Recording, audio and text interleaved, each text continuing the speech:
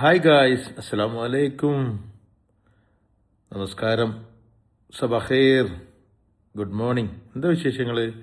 എല്ലാവർക്കും സുഖമല്ലേ? അപ്പോൾ ഇന്ന് ശനിയാഴ്ചയാണ്. ഞാനൊരു നല്ല ചൂടുള്ളൊരു ചായയും കുടിച്ച് 2 ബിസ്ക്കറ്റൊക്കെ കഴിച്ചിങ്ങനെ കുത്തിരിക്കുകയാണ്. ഇന്ന് മക്കൾക്ക് സ്കൂളും കോളേജുകളൊന്നുമില്ല, അപ്പം ഇങ്ങനെ ഒരു ചെറിയൊരു റെസ്റ്റ് രാവിലെ. അപ്പം ഇന്നലെ നമ്മൾ പറഞ്ഞ വിഷയമായിട്ട് ബന്ധപ്പെട്ടിട്ടേ ഒരുപാട് ആളുകൾ വിളിച്ചിട്ടുണ്ടായിരുന്നു, കമന്റ് ചെയ്തിട്ടുണ്ടായിരുന്നു. ഒക്കെ പോസിറ്റീവ് കമന്റുകൾ. ഒക്കെ അവനവന്റെ മാതാപിതാക്കളെ സ്നേഹിക്കാൻ മറന്നുപോയ ആളുകൾ, സ്നേഹിച്ചു കൊണ്ടിരിക്കുന്നവർ, അവർക്ക് പല നിർദ്ദേശങ്ങളും അവർക്ക് വേണമായിരുന്നു. തന്നെ മാത്രമല്ല, പലരും ബന്ധങ്ങൾ കാത്തു സൂക്ഷിക്കാതെ അവർക്ക് തെറ്റായിപ്പോയി എന്നുള്ള ആ ഒരു ചിന്തയിൽ നമ്മെ വിളിച്ച് സർക്കാർ, നമ്മൾ നിങ്ങളുടെ ഈ ഒരു വാക്കുകൊണ്ട് നമുക്ക് വല്ലാത്ത സന്തോഷം തോന്നി എന്ന് പറയുന്ന നിമിഷങ്ങളൊക്കെ ഇന്നലെ കടന്നുപോയി. ഏതായാലും ഞാനതിൽ പൂർണ്ണ തൃപ്തനാണ്. എന്താണെന്ന് വെച്ച് കഴിഞ്ഞാൽ, അവനവനെ അറിയുന്ന ഒരറിവ്, അവനവൻ്റെ ഒരു അറിവ് മറ്റുള്ളവർക്ക് പകർന്നു കൊടുക്കുക എന്നുള്ളതും ഒരു വലിയ ദൗത്യമാണ്. അപ്പം എന്നെ സംബന്ധിച്ചിടത്തോളം എനിക്കറിയുന്ന കാര്യങ്ങൾ ഞാൻ മറ്റുള്ളവർക്ക് പറഞ്ഞു കൊടുക്കുക, പഠിപ്പിച്ചു കൊടുക്കുക എന്നുള്ളത് വലിയൊരു പുണ്യമായിട്ടാണ് കാണുന്നത്. നിങ്ങളും അതൊക്കെ മനസ്സിലാക്കണം. നമ്മൾ ഇന്നലെ പറഞ്ഞ വിഷയം ഉമ്മ, എനിക്ക് ഇന്നും അതിൽ പറയാൻ ഒരുപാടുണ്ട്, ബാക്കി സമയം തികയുന്നില്ല. പക്ഷേ ആ ഒരു വിഷയവുമായി ബന്ധപ്പെട്ട് ഞാനൊരു ഓപ്പൺ വലിയൊരു വീഡിയോ, ഒരു ബ്രോഡ്കാസ്റ്റിംഗ് തന്നെ നടത്താൻ തീരുമാനിച്ചിരിക്കുകയാണ്. കാരണം ഇതൊരു വലിയ പ്രധാനപ്പെട്ട വിഷയമാവുണ്ട്. ഇന്നിപ്പോൾ ഞാൻ അതിൻ്റെ തന്നെ ബാക്കിയായി ഉപ്പയെ സ്നേഹിക്കുക, ഉപ്പമാരെ സ്നേഹിക്കുക, ഫാദർ, ഡാഡി അല്ലെങ്കിൽ പപ്പ എന്ന് നമ്മൾ വിളിക്കുന്ന, അല്ലെങ്കിൽ അച്ഛൻ എന്ന് വിളിക്കുന്ന ഉപ്പയെ സ്നേഹിക്കുക എന്നുള്ളത് തന്നെയാണ്.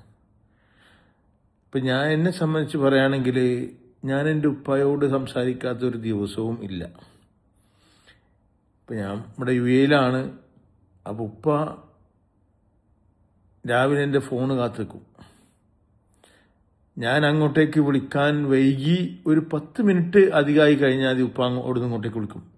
എന്താ നീ വിളിച്ചോ? നീ ഇങ്ങോട്ട് വിളിച്ചിരുന്നോ? Miss call അടിച്ചിരുന്നോ? ഒരു പക്ഷേ ഉപ്പ കാത്തിരിക്കുന്നത് കൊണ്ട് നമ്മളങ്ങോട്ട് വിളിക്കാൻ ചിലപ്പോൾ നേരം വൈകിപ്പോൾ ഞാൻ വിളിക്കാതിരിക്കാറില്ല. പക്ഷെ എന്തെങ്കിലും ഒരു തിരക്ക് രാവിലെ ആയി കഴിഞ്ഞാൽ ഒരു പക്ഷേ ഒരു 10 മിനിറ്റ് മാരിയിലേ വിളിക്കുള്ളൂ. അപ്പം അതുപോലും അവർക്ക് ഒരു സ്ഥിരം വിളിക്കുമ്പോൾ എന്താണ്, അവരോടൊരു 10 മിനിറ്റ് അല്ലെങ്കിൽ 15 മിനിറ്റ്. ഇന്നത്തെ കാലത്ത് അവനവൻ്റെ കയ്യിൽ വാട്സപ്പായിട്ടും കോളിങ്ങിന് ചെറിയ ചെറിയ പൈസകളേ ഉള്ളൂ. അതുപോലെ തന്നെ ബോട്ടിം കോളുകൾ, ഇന്റർനെറ്റ് സൗകര്യം ഉള്ള സമയത്ത് ഒരുപാട് ഓപ്ഷനുകളുണ്ട്. അപ്പോൾ ഒരു 10 മിനിറ്റ്, അല്ല ഒരു ചുരുങ്ങിയതായിട്ട് പറയണത്, 10 മിനിറ്റ് പോരാ. ഞാൻ ചിലപ്പോൾ 15-20 മിനിറ്റും പല കാര്യങ്ങളും നാട്ടിലെ വർത്തമാനങ്ങളും ഒക്കെ ചോദിച്ചറിയും. എന്താണെന്ന് വെച്ച് കഴിഞ്ഞാൽ, അവർ റിട്ടയർമെൻറ്റ് ജീവിതം, അവർ സ്വസ്ഥമായ ജീവിതം നയിക്കണം.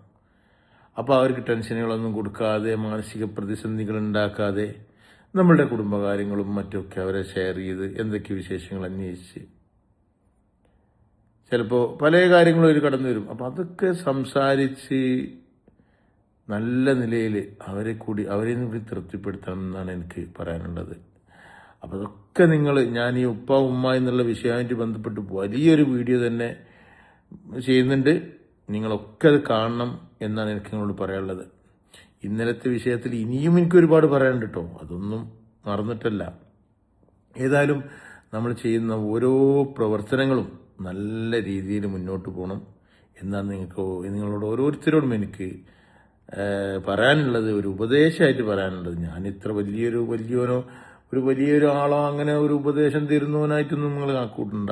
ഒരു സാധാരണക്കാരന് സാധാരണ ജോലി ചെയ്ത് അല്ലെങ്കിൽ ചെറിയൊരു ബിസിനസ്സുകൾ ചെയ്ത് ഉപജീവന മാർഗം നടത്തുന്ന ഒരാൾ എന്ന് മാത്രം കണക്കൂട്ടിയാൽ മതി.